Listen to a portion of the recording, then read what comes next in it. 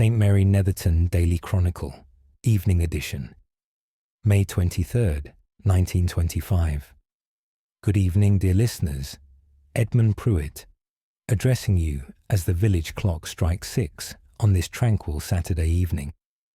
The day has maintained the pleasant conditions that Mr. Higgins so carefully forecast this morning, with sunshine persisting until approximately 5:30, when a gentle haze began to settle across the meadows.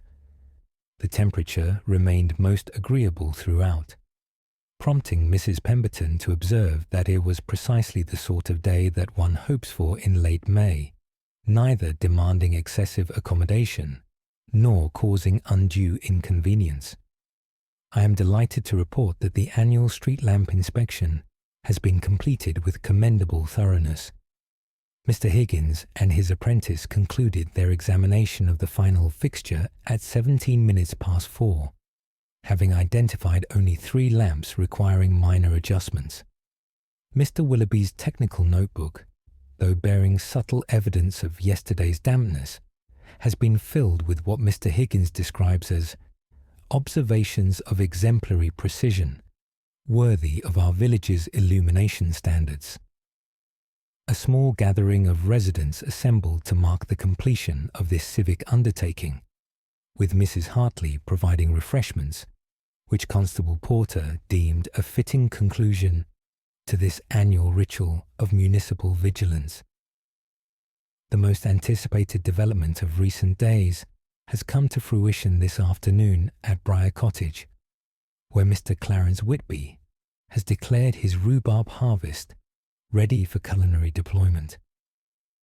Having tended his renowned plot for 37 seasons with methodical dedication, Mr. Whitby reports that this year's crop exhibits exceptional vigour and chromatic intensity.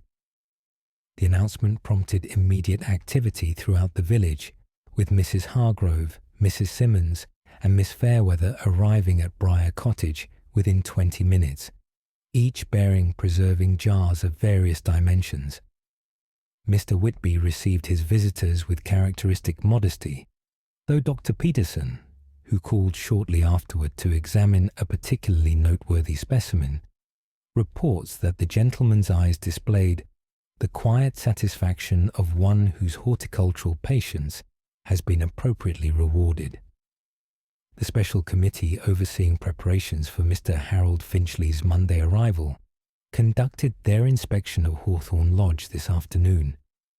Mrs. Crawford pronounces the property entirely suitable for occupation by a gentleman of Mr. Finchley's standing, with particular commendation for Miss Twiggs' arrangement of ornithological periodicals in the drawing-room. Mr. Fletcher has completed his final adjustments to the garden, having secured what he describes as a harmonious balance between cultivated formality and natural exuberance, though he acknowledges that several particularly persistent dandelions have negotiated a continued presence through sheer force of botanical character.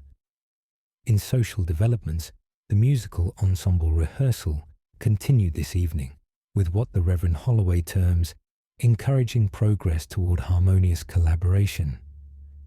Constable Porter's triangle performance has drawn particular praise from Mrs. Pemberton, who suggests that his precise timing reflects the same attention to detail evident in his professional duties.